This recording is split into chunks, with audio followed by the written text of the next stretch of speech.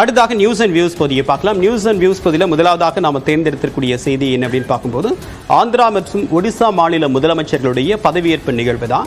நேற்றைய தினம் இந்த பதவியேற்பு நிகழ்வு அப்படின்றது பரவலாக எல்லா ஊடகங்களிலும் பேசப்பட்டது.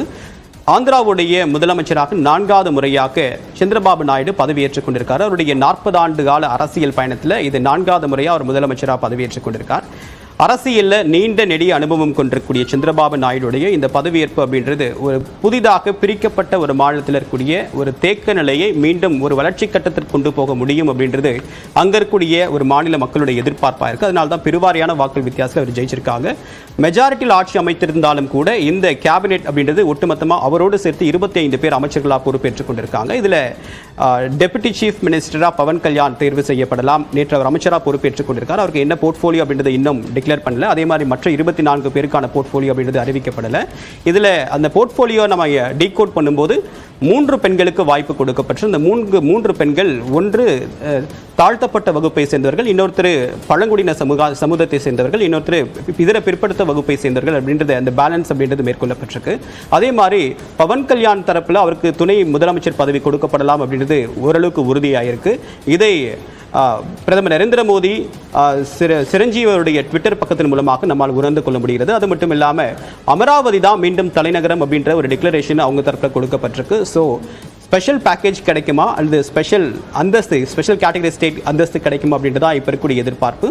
நேற்றைய பதவியேற்பு நிகழ்வு அப்படின்றது அந்த தேசிய ஜனநாயக கூட்டணி இடையே ஒற்றுமையை அந்த மேடையில் பார்க்க முடிந்தது. அதை பறைசாற்றக்கூடிய வகையில் தான் பிரதமர் நரேந்திர மோடியுடைய செயல்பாடும் அங்கிருந்துடைய தலைவருடைய செயல்பாடும் அப்படின்றது இருந்தது. வரக்கூடிய நாட்களில் இதே மாதிரி ஒரு ஒற்றுமை இருக்கும் அப்படின்றது தான் அந்த மாநிலத்தில் இருக்கக்கூடிய புரந்தேஸ்வரி, பாஜகவை சேர்ந்த புரந்தேஸ்வரியுடைய கருத்தாக இருக்கு.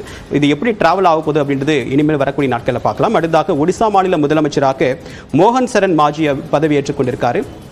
ஏறக்குறைய 25 ஆண்டுகளாக ஒடிசா மாநில முதலமைச்சராக இருந்த நவீன் பட்நாயக் கடந்த தேர்தலில் தோல்வியை தழுவினார். இந்த தனி பெரும்பான்மையோடு பாஜக முதல் முறையாக ஒடிசா கைப்பற்றியிருக்கு. இதன் காரணமாக நேற்றைய தினம் மாலை ஒடிசா மாநிலத்துடைய முதலமைச்சராக மோகன் சரண் மாஜி, ஒரு பழங்குடி இனத்தை சேர்ந்தவர், 3வது முறையாக அந்த ஒடிசாவில் முதலமைச்சராக பதவியேற்கக்கூடிய நிகழ்வு அப்படின்னு நடைபெற்றது. பாஜகவுடைய மூத்த தலைவர்கள் எல்லாருமே இதில் கலந்துக்கிட்டாங்க. இதில் ஒரு நிகழ்ச்சி ஊட்டக்கூடிய விஷயம் என்ன அப்படின்னா, முதல் முறையாக மோகன் சரண் மாஜி பதவியேற்றுக் கொண்டாலும் கூட அந்த பதவியேற்பு நிகழ்வுக்கு பிஜு ஜனதா தளத்துடைய கட்சியின் தலைவர் நவீன் பட்நாயக் வீட்டுக்கே போயிட்டு அவருடைய பதவியேற்பு நிகழ்ச்சிக்கு வரணும் அப்படின்னு சொல்லிட்டு பர்சனலாக அழைப்பு விடுத்திருந்தார். இதன் காரணமாக அவரையும் பதவியேற்பு நிகழ்வில் காண முடிந்தது. இதில் 2 துணை முதலமைச்சர்கள் அப்படின்றதை பதவியேற்றிருக்காங்க. இந்த துணை முதலமைச்சர்கள் என்னென்ன போர்ட்ஃபோலியோ அப்படின்றது இன்னைக்கு டிக்ளேர் பண்ணப்படும் அப்படின்னாலும், பாஜக அண்மையில் ஒரு மிக முக்கியமான ஸ்ட்ராட்டஜியை ஃபாலோ பண்ணுறாங்க. மிகப்பெரிய மாநிலங்களில் ஒரு சீஃப் மினிஸ்டர் 2 சீஃப் மினிஸ்டர் அப்படின்ற பாலிசியை ஃபாலோ பண்ணுறாங்க. உதாரணத்திற்கு அண்மையில் பாஜக ஆட்சி அமைத்த மத்திய பிரதேசம், ராஜஸ்தான், சத்தீஸ்கர் இந்த 3 ஸ்டேட்லையும் பார்த்தீங்க அப்படின்னா ஒரு சீஃப் மினிஸ்டர் 2 சீஃப் மினிஸ்டர் அப்படின்ற ஃபார்முலாவை ஃபாலோ பண்ணுறாங்க. அதே மாதிரி தான் இப்போ ஒடிசாவிலையும் ஃபாலோ பண்ணுறாங்க. இது எதுக்காக அப்படின்னு பார்க்கும்போது ஒரு கேஸ்ட் ஈக்குவலன்ஸ் பேலன்ஸ் மெயின்டைன் பண்ணணும் அப்படின்றது தான் அவங்களுடைய அஜெண்டாவாக இருக்குது.